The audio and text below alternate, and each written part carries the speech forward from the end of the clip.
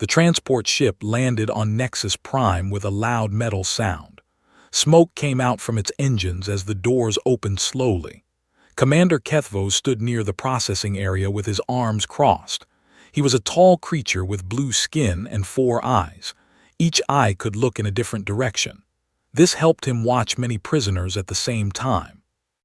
The Galactic Arena was his home. He had worked here for 30 cycles.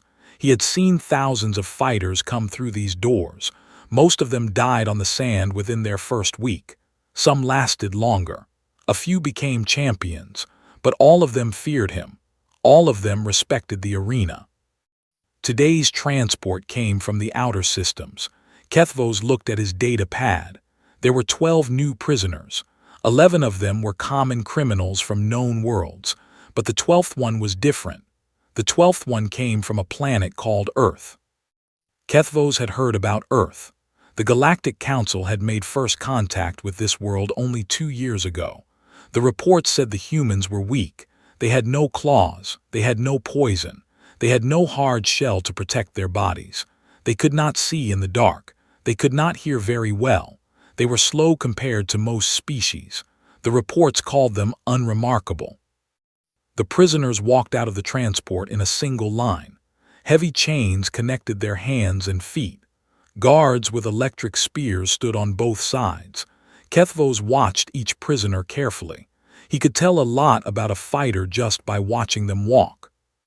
The Gorvian was strong but stupid. He would last maybe 10 fights. The 2 Mnari brothers were clever but too thin. They would break easily. The Rexthol female had good instincts but too much fear in her eyes. Fear killed faster than any weapon. Then he saw the human. She was small, very small. The top of her head barely reached the shoulder of the Gorvian in front of her. Her skin was a light brown color, soft and smooth with no protection at all. Her hair was black and cut short. Her eyes were dark and calm. Too calm. Kethv felt something strange when he looked at her. He could not explain it. She walked with the same chains as everyone else. She wore the same gray prisoner clothes, but something about her was different. "What is that little thing?" one of his guards asked. The guard was laughing.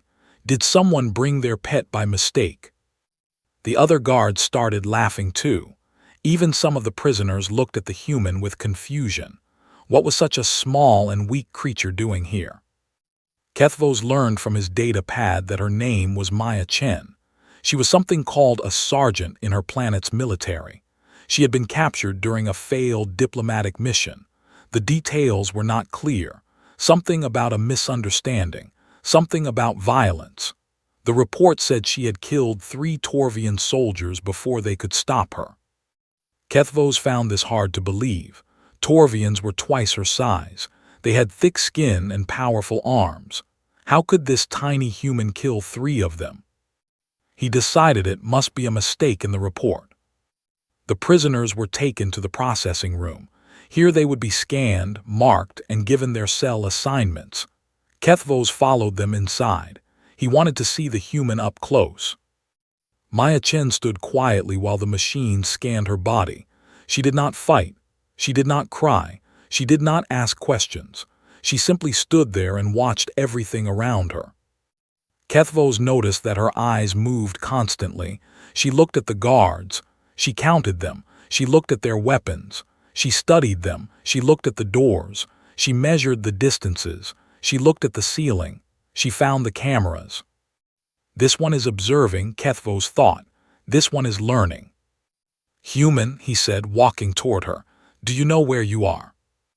Maya Chen looked up at him. Her face showed no fear. "I know," she said. Her voice was quiet but steady. "This is the arena. Prisoners fight here. Most of them die. The winners get freedom. The losers get graves." Kethv was surprised that she knew so much. "Your people have only been in the galaxy for 2 years. How do you know about the arena?" "I listen," Maya said. "I watch, I learn." "Then you know you will die here," Kethv said.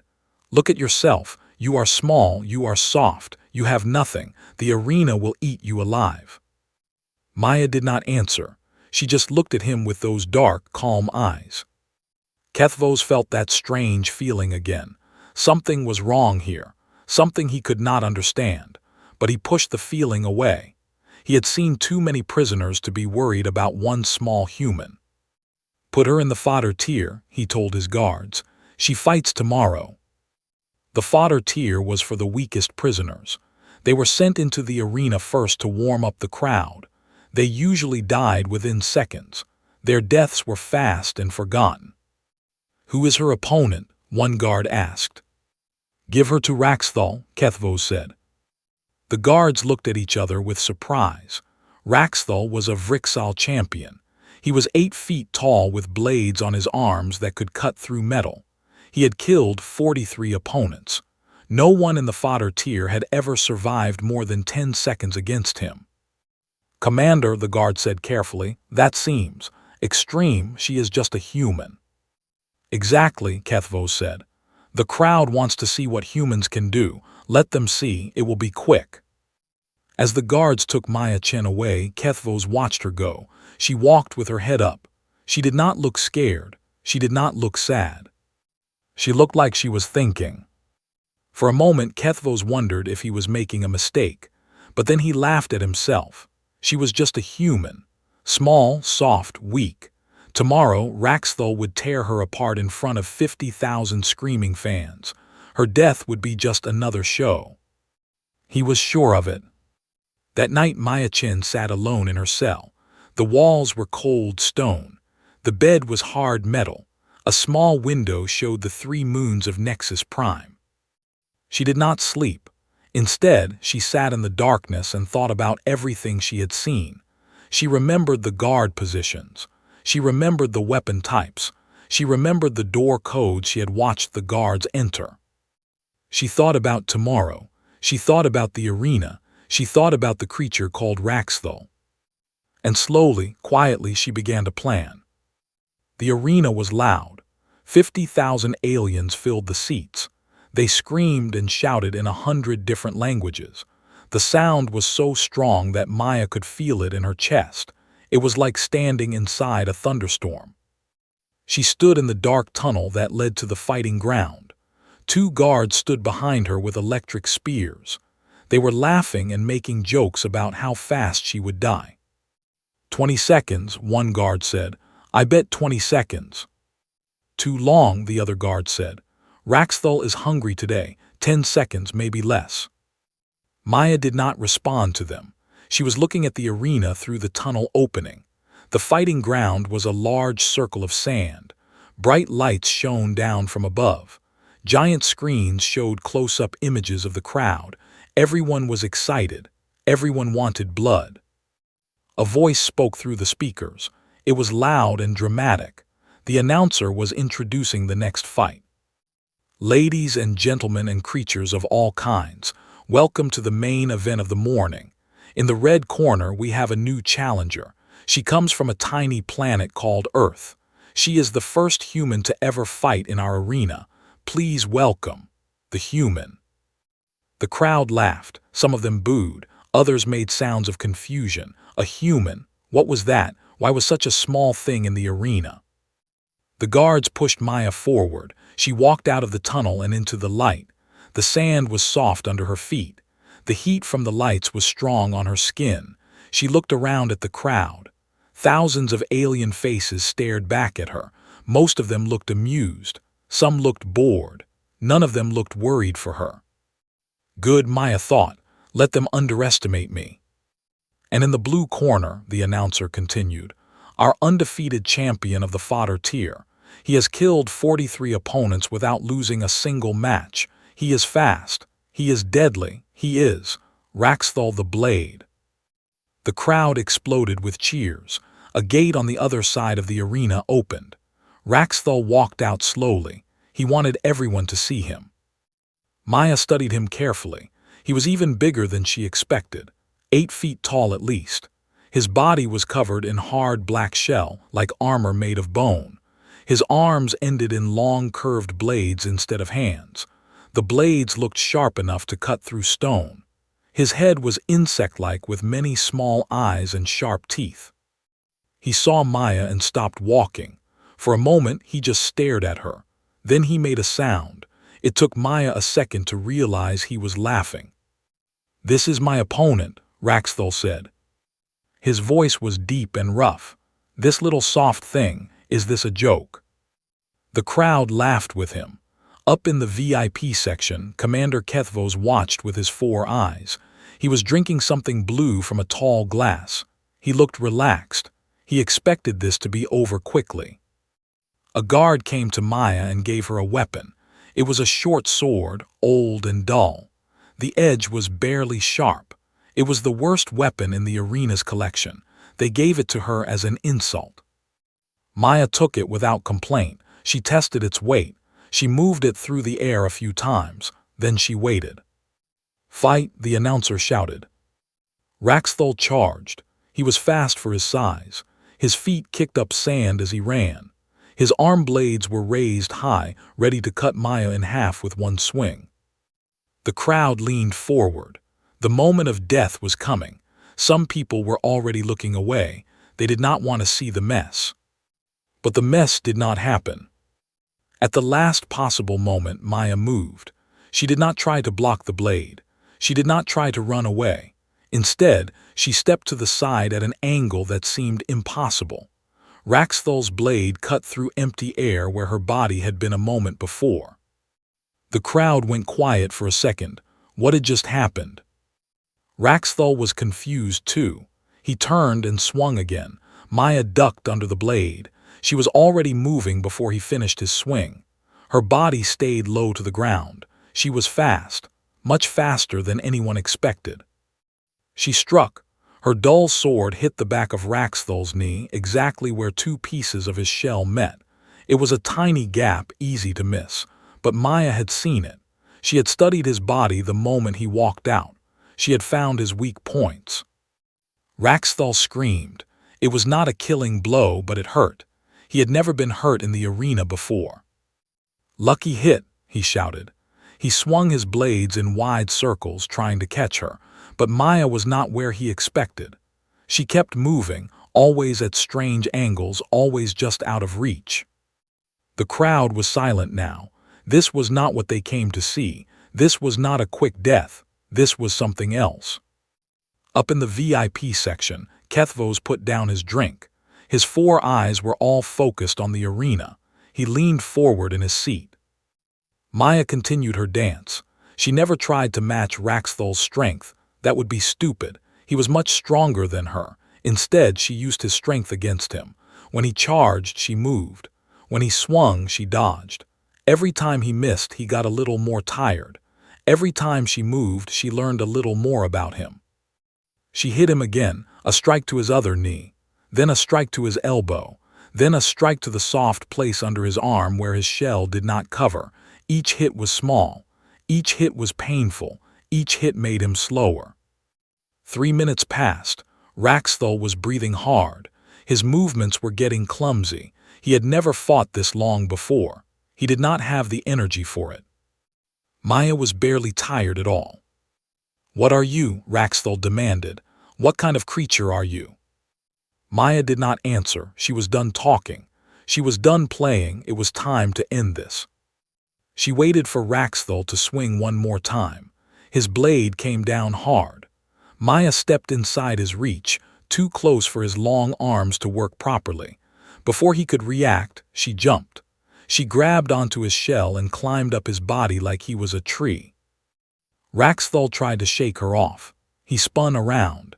He hit himself with his own blades trying to reach her, but she was too fast. She climbed up to his shoulders. She found the place where his head connected to his body. She saw the nerve cluster there, barely protected. She struck with her dull sword. She struck 3 times, fast and hard. Rexthol stopped moving. His eyes went blank. His body fell forward and hit the sand with a heavy sound. He was not dead, but he could not move. He could not fight. Maya jumped off and landed on her feet. She stood over the fallen champion and looked up at the crowd. 50,000 aliens stared back at her in complete silence. Then slowly someone started clapping, then another, then another. The clapping turned into cheering. The cheering turned into roaring. The crowd went crazy. They had never seen anything like this. Up in the VIP section, Commander Kethv sat very still. His drink was forgotten. His 4 eyes were wide. He was not laughing anymore. 3 weeks passed after Maya's first victory. In that time, she became the most famous fighter in the arena's history. Everyone wanted to see the human. Everyone wanted to understand how such a small and weak creature could keep winning. The arena's owners were happy. Ticket sales went up every day. People came from distant star systems just to watch her fight. The betting houses made more money than ever before. Maya Chen was good for business. She fought twice more in the first week. Her second opponent was a Mnari named Visk. The Mnari were telepaths. They could read minds and see what their opponents would do before they did it. No one had ever beaten a Mnari by fighting them directly. Maya did not fight Visk directly. When the match started, Visk reached out with his mind to read her thoughts. He expected to find plans and strategies. He expected to know her every move. Instead, he found something strange. Maya was thinking about music, old songs from Earth. She was singing them inside her head, one after another, loud and fast and confusing. Visk could not make sense of it. The songs were chaos. They had no pattern he could follow. Every time he tried to focus, a new song started. His telepathic powers became useless. While Visk struggled to understand her mind, Maya attacked his body. She was fast and precise. She knew exactly where to hit. Within 2 minutes, Visk was on the ground, defeated. After the match, scientists came to study the recordings. They were amazed by what they found. Humans, they learned, could think about multiple things at the same time. They could split their minds in ways that other species could not. This made telepathy almost useless against them. Maya's third opponent was much bigger. His name was Goroth, and he was a Gorvian rock giant. Gorvians were some of the strongest creatures in the galaxy. Their bodies were made of living stone. They could take incredible damage and keep fighting. No weapon could cut them. No blow could break them. The fight looked impossible for Maya. Goroth was slow, but he was almost invincible. Every time Maya hit him, it was like hitting a mountain. Her sword broke against his skin. Her kicks and punches did nothing. But Maya did not try to hurt him. Instead, she ran. She made him chase her around the arena. She moved fast, always staying just out of reach. Goroth followed her, getting more and more frustrated. The crowd booed at first. They wanted action, they wanted violence, but then they noticed something. Goroth was getting tired. Gorvians were strong, but their bodies were heavy. Moving took a lot of energy. Their slow metabolism could not keep up with long activity.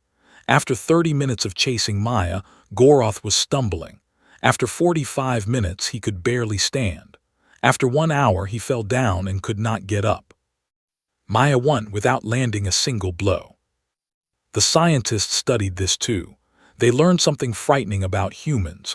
On Earth, humans had hunted animals by chasing them, not by being faster but by lasting longer. Humans could keep moving for hours, days even. They did not stop. They did not give up. They wore their prey down until it could no longer run. This was called persistence hunting, and it was terrifying. Commander Kethv read all the reports about Maya. He learned about human endurance. He learned about their ability to heal quickly from injuries. He learned about their adaptable diet, how they could eat almost anything. He learned about their brains, how they could solve problems and create tools and work together in groups. The more he learned, the more worried he became. "She is learning too," one of his officers told him. "Every fight she gets better. She studies her opponents. She finds their weaknesses. She never makes the same mistake twice." Kethv knew this was true. He had watched the recordings. Maya was not just fighting to survive. She was collecting information. Every battle taught her something new about alien biology. Every victory gave her more confidence. And she was doing something else too, something that worried Kethv even more. She was making friends. In the prisoner cells, Maya spent her time between fights talking to other prisoners. She learned their languages quickly.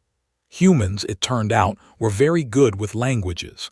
Their brains could adapt to new sounds and patterns easily. She talked to a Torvian named Krell who had been a soldier. She talked to two Emnari sisters who had been thieves. She talked to an old Rexthol engineer who knew how the arena's systems worked.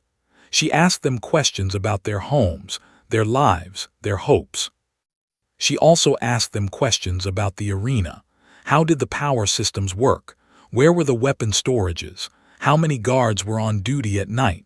What were the security codes? She is planning something, Kethv told the arena's owners. She is not just a fighter, she is a soldier. She is thinking like a soldier. The owners laughed at him. She is one small human, they said. What can she possibly do? She is making us rich. Let her fight. Let her win. Let the people enjoy the show. Kethv wanted to argue, but he had no proof. Maya had not broken any rules. She had not tried to escape. She was a perfect prisoner. That was exactly what worried him. One night, Kethv went to Maya's cell. He stood outside the bars and looked at her. She was sitting on her bed, calm and quiet like always. "I know what you are doing," he said. Maya looked at him. "I am doing nothing. I am a prisoner. I fight when you tell me to fight. I wait when you tell me to wait. You are making alliances. You are gathering information. You are preparing for something." Maya smiled. It was a small smile, but it made Kethv feel cold inside. "On Earth," she said, "we have a saying, hope for the best, prepare for the worst." She paused. "I am just preparing, Commander, that is all." Kethv stared at her for a long time. He wanted to kill her right there. He wanted to end whatever she was planning before it started, but he could not. She was too valuable. She made too much money for the arena. So he did nothing. He walked away from her cell. He told himself he was being paranoid. She was just one human, one small, soft, weak human. What could she possibly do against an entire arena full of guards and weapons and security systems? But deep inside, a small voice whispered to him. It told him that he was making a mistake. It told him that this human was more dangerous than any champion the arena had ever seen. He should have listened to that voice. Back in her cell, Maya waited until his footsteps faded away. Then she reached under her mattress and pulled out a small piece of metal. She had stolen it during her last fight. She had hidden it carefully. It was the key to everything. She smiled again in the darkness. The plan was almost ready. Soon, very soon, the arena would learn what humans could really do when they worked together. And by then, it would be too late to stop them. The night was dark and quiet when everything changed. Most of the arena staff had gone home. Only the night guards remained, walking their routes and watching their screens. They were bored. Nothing ever happened at night. Maya sat in her cell and counted the seconds. She had spent weeks preparing for this moment. Every detail was planned. Every risk was calculated. She knew the guards' schedules by heart. She knew which cameras had blind spots. She knew which doors had weak locks. The piece of metal she had stolen was actually a power regulator from the arena's lighting system. The old Rexthol engineer, whose name was Torven, had told her exactly what to do with it. Torven had worked on the arena's construction 50 years ago. He knew every wire and every circuit. At exactly midnight, Maya used the metal piece to short-circuit the power box in her cell wall. The electricity made a small spark. Then all the lights in the prisoner section went dark. For 3 seconds, nothing happened. The backup generators needed 3 seconds to activate. Maya had planned for those 3 seconds. In the darkness, she moved. She pushed open her cell door. The electronic lock had released when the power died. She ran down the corridor, silent and fast. She had memorized the path. She did not need light. She reached Torven's cell first. The old engineer was waiting at his door. "Did it work?" he whispered. "The backup power is coming," Maya said. We have maybe 2 minutes before they realize what happened. Let us move." They ran together through the dark corridors. Maya opened other cells as they passed. Krell, the Torvian soldier, joined them. The Mnari sisters, Vesa and Nira, followed close behind. More prisoners came out of their cells, confused but hopeful. "Stay quiet," Maya told them. "Follow me. Do exactly what I say." They moved through the prison like ghosts. Maya led them through maintenance tunnels that Torvin had told her about. These tunnels were never guarded. No one thought prisoners could find them. By the time the backup power came on, Maya and her group were already past the main security area. The alarms started ringing. Red lights flashed everywhere. Guards shouted into their communicators, but they were looking in the wrong places. "How does she know where to go?" Krell asked Torvin. "She asked questions," Torvin replied. Every day she asked more questions about the arena, about the systems, about everything. I thought she was just curious, but she was building a map in her head. In the security center, Commander Kethv watched his screens with growing horror. Camera after camera showed empty corridors. The prisoners were gone, all of them. Almost 100 fighters had disappeared from their cells.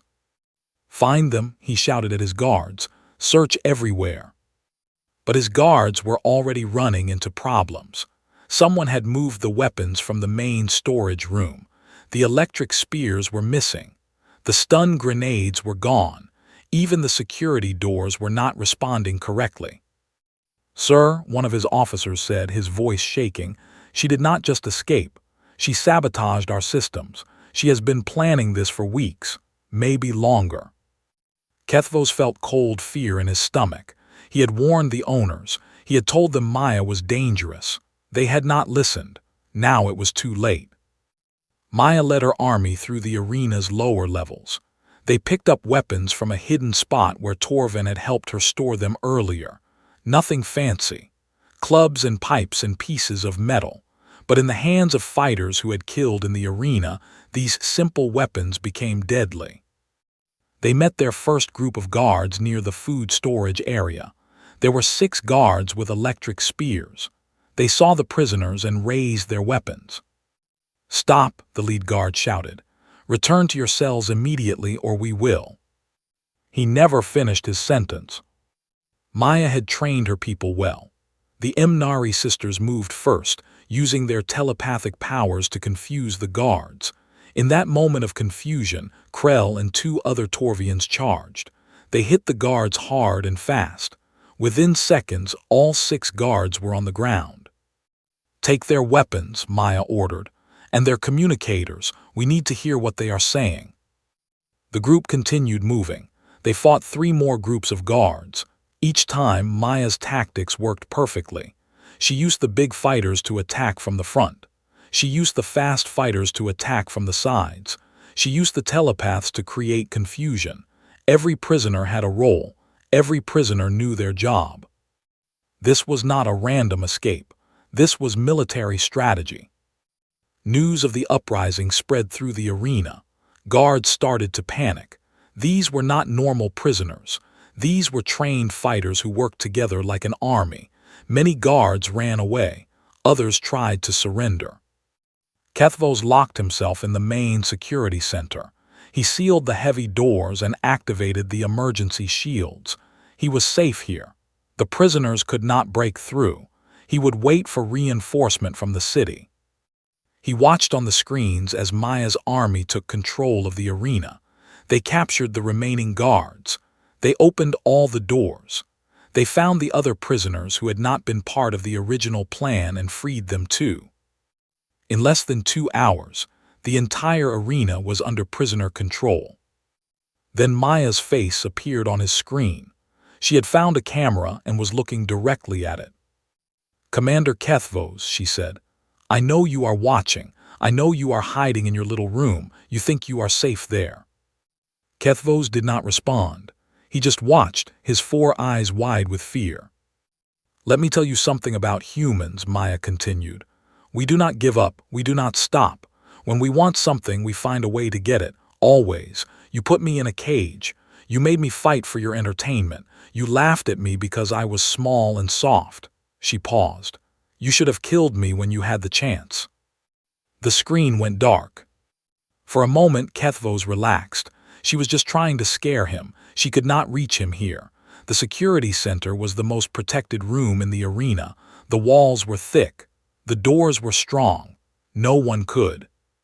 He heard a sound behind him, a grinding noise, metal against metal. He turned around slowly. The ventilation grate in the ceiling was opening. A face appeared in the dark opening. It was one of the Mnari sisters. She smiled at him with too many teeth. "Hello, Commander," she said. "The human sends her greetings." Kethvos tried to run for the door, but more figures were already dropping from the ceiling. They grabbed him before he could take 3 steps. They pulled him down. They took his weapons. A few minutes later, Maya walked through the main door. The prisoners had opened it from inside. She stood in front of Kethvos, who was now tied to a chair. "You thought I only planned one way in," she said. "That is the difference between your people and mine. We always have a backup plan.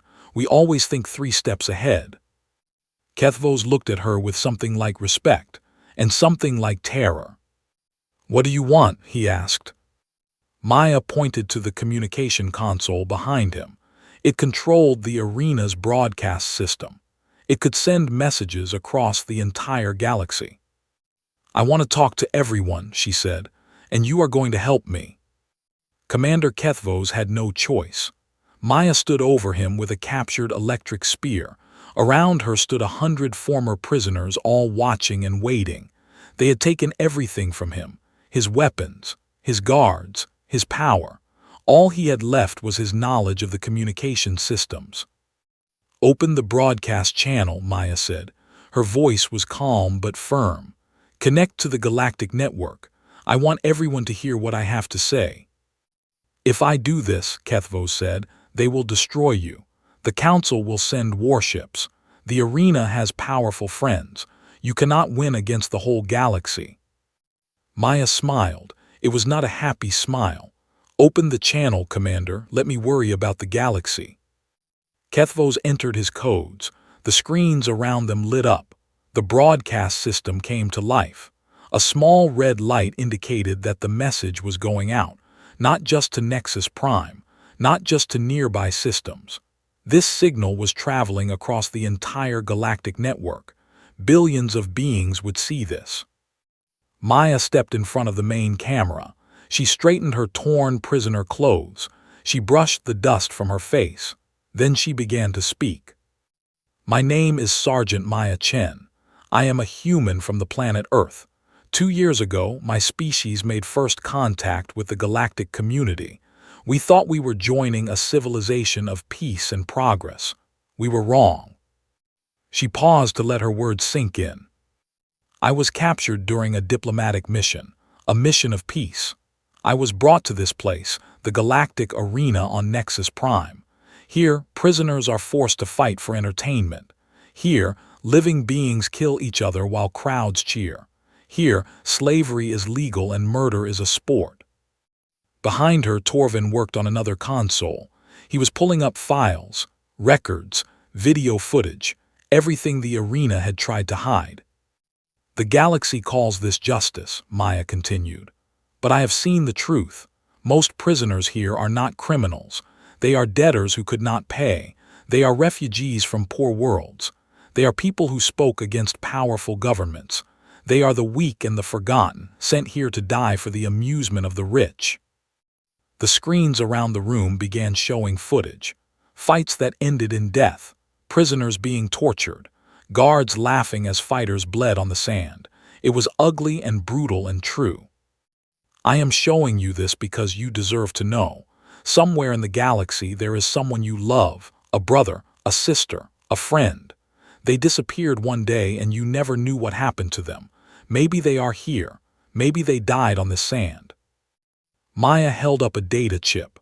"I have the complete records of the galactic arena, every fight, every death, every payment made by every corrupt official who sold people to this place.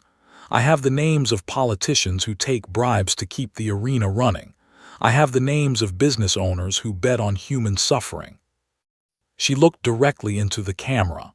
I am sending these records to every news organization in the galaxy. I am sending them to every court. I am sending them to every government. The truth cannot be hidden anymore. Behind her, Kethvos watched in horror. The arena's secrets were being revealed to everyone. The owners would be ruined. The politicians would be exposed. Everything the arena had built over centuries was falling apart in minutes. But I have one more message, Maya said. This one is for the people of Earth. Her voice changed. It became stronger, harder. I know you are out there. I know you have been watching the galaxy, wondering where I went, wondering if I was still alive. I am alive, and I am not alone. There are humans in this galaxy who need help, traders who were cheated, explorers who were captured, diplomats who were betrayed. She stepped closer to the camera. Come and get us. Earth knows what happened to me. Earth knows what the galaxy has done to its children, and Earth is coming. The red light on the camera blinked off. The broadcast was complete. Across the galaxy, billions of beings had heard her message. Billions more would see the recordings. Maya let out a long breath. It was done. What happens now? Krell asked. The big Torvian stood nearby, still holding a captured weapon. Now we wait, Maya said, and we prepare. They did not have to wait long. 2 hours later, sensors detected ships entering the system. Kethvos, still tied to his chair, watched the screens with disbelief. There were not just a few ships. There were dozens, then hundreds. It is the Council fleet, one prisoner said, fear in his voice. They are coming to kill us. But Maya shook her head. She was looking at the ship markings. A small smile appeared on her face. Those are not Council ships, she said. The largest vessel in the fleet was broadcasting a signal. It came through the arena's speakers, loud and clear. Galactic Arena, this is Admiral James Webb of the United Nations Space Command. We have received your transmission. We are here to collect our people. Maya closed her eyes for a moment. Relief washed over her face. Then she opened her eyes and walked to the communication console. Admiral Webb, this is Sergeant Maya Chen. It is good to hear your voice. Sergeant Chen, it is good to hear yours. We have been looking for you for a long time. Are you safe? Safe enough, sir. The arena is under our control. We have prisoners from many worlds here. They need help. We are ready to provide it. And Sergeant, the whole galaxy saw your broadcast. You have started something big. The Council is in chaos. Governments are falling. People are demanding justice. Maya looked around the room. At Torven, who had risked his life to help her. At Krell, who had fought beside her. At the Imnari sisters, who had trusted her plan. At all the prisoners who had followed a small, soft, weak human into battle. We did not start this, Admiral, she said, but we are going to finish it. In the hours that followed, Earth ships landed at the arena. Soldiers in unfamiliar armor secured the building. Medical teams treated the wounded. Social workers began the long process of identifying prisoners and finding their homes. Commander Kethvos was taken into custody. He would face trial for his crimes. Many others would join him. The records Maya had released would change the galaxy forever. As the sun rose over Nexus Prime, Maya stood on the arena's main balcony. She looked out at the city below. Somewhere out there, people were waking up to a new reality. The arena was finished. Its power was broken. Admiral Webb joined her on the balcony. He was an older man with gray hair and kind eyes. You did something remarkable here, Sergeant, he said. I just survived, Maya replied. That is what humans do. It is more than that. The galaxy underestimated us. They saw our small bodies and soft skin. They thought we were weak. They did not understand what really makes us strong. Maya nodded slowly. They will learn. Yes, Admiral Webb agreed. They will. Far below, the former prisoners of the arena were walking out into the light. They were free. Many of them were crying. Some were laughing. All of them were looking at the human ships in the sky with wonder. They would tell stories about this day. Stories about a small human woman who refused to give up, who turned a prison into a rebellion, who faced a galaxy of enemies and found a way to win. The aliens had laughed when Maya Chen entered the arena. They had called her weak. They had called her soft. They had called her nothing. They were not laughing anymore. And the galaxy would never underestimate humanity again.